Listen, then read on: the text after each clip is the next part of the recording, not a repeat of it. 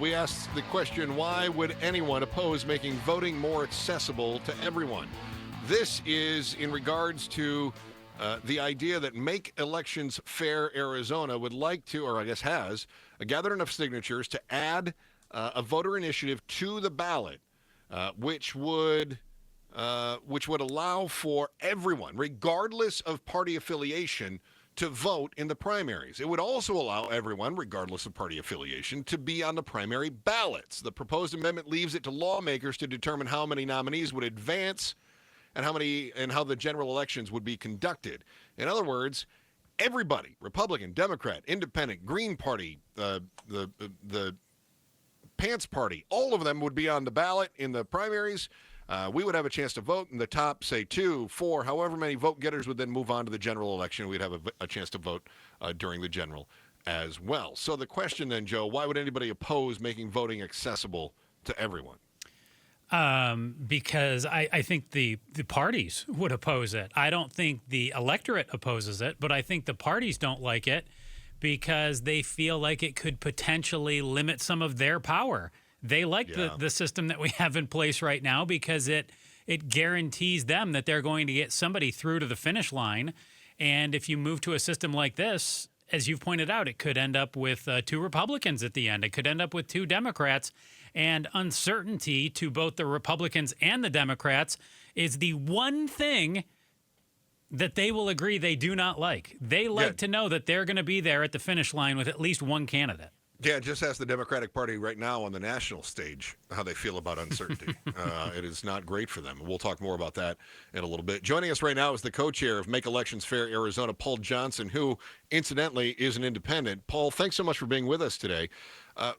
How did you guys get the ball rolling on this, and what really, what was the impetus that made everybody go, okay, let's do it, let's get the signatures and get this on the ballot? There's just so much pressure that's been building up because of the control that the duopoly has, the Democratic Party and the Republican Party. And they increasingly have been through the legislature putting into place rules that discriminate against those people who don't want to be affiliated.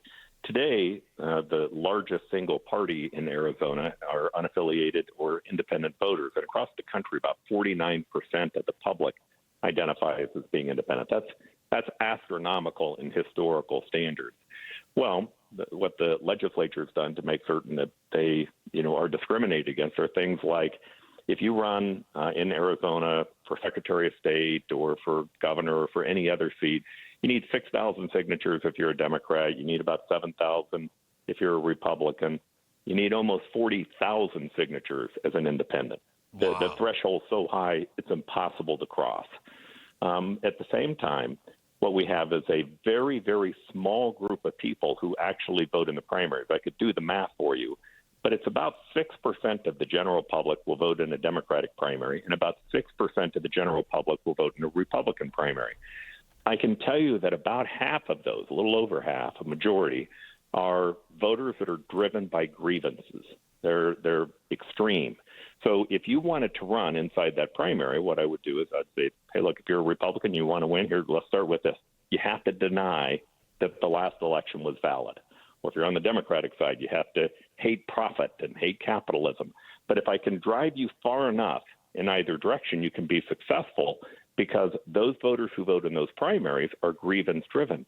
Well, what that results in is that the rest of us in the general election have to choose between the lesser of two evils. And you'll hear people say that all the time. Today at the national level, we have 2 candidates running for office who have unprecedented unpopularity. That's in the 70 to 80% of the people who don't like either of those 2 choices. But from the party standpoint, they like the idea that you create campaigns that focus on why the other guy's worse than us. Talking with Paul Johnson, he's the co-chair of Make Elections Fair Arizona.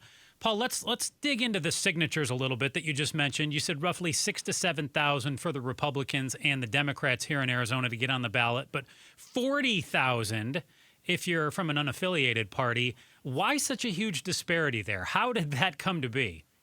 Well, it came to be because the people in the legislature didn't want independent candidates running, and it's worked, right? They're very effective at keeping that other group out.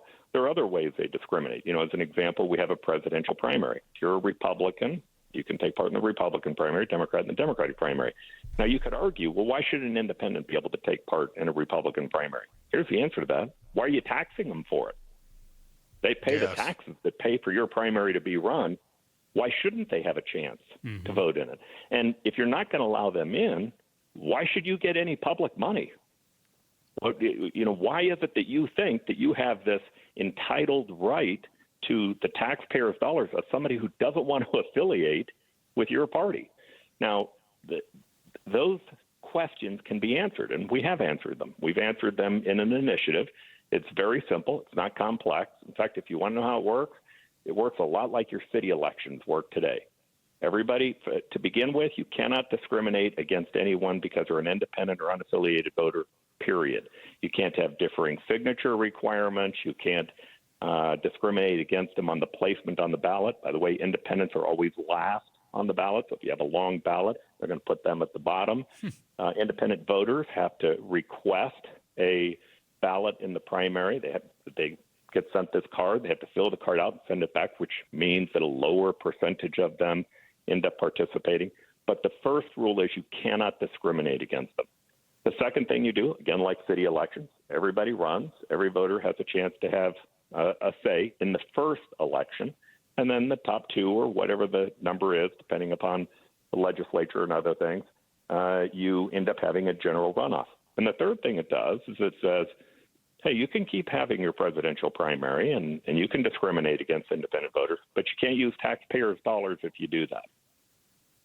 Paul Johnson is the co-chair of Make Elections Fair Arizona. Paul, under the open primary proposal that is going to be on the ballot, then would party affiliation labels still appear on the ballots? Would we still have Kerry Lake R and Ruben Gallego D on the ballot, or would all of those labels disappear? Nope, they'd still be there. You have the right to know whether they're an independent or an unaffiliated or a Republican or a Democrat. And, our goal at the end of the day, it isn't to destroy the two political parties, but today they have the extremes in their party have a voice that is disproportionate to their numbers. What we're trying to do is to make certain that we take these independent and unaffiliated voters and give them an equal chance to participate. I'm convinced if you do that, I'm not convinced. I've seen the evidence of it.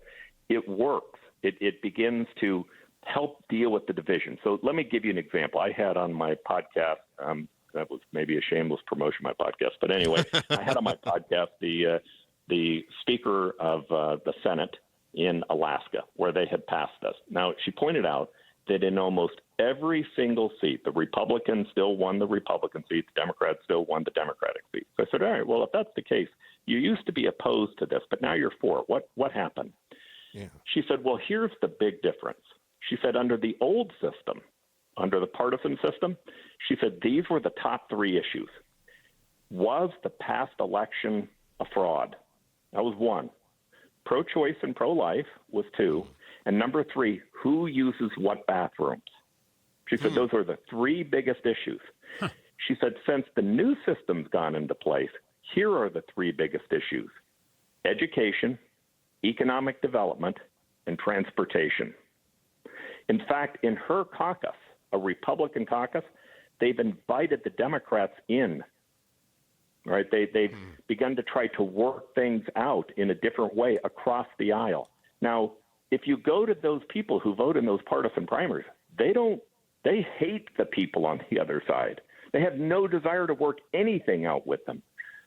But our democracy can't survive if we don't find a way to get to common ground. And that includes common ground amongst the progressive left and the MAGA right and all of the people who are in the center that are excluded today.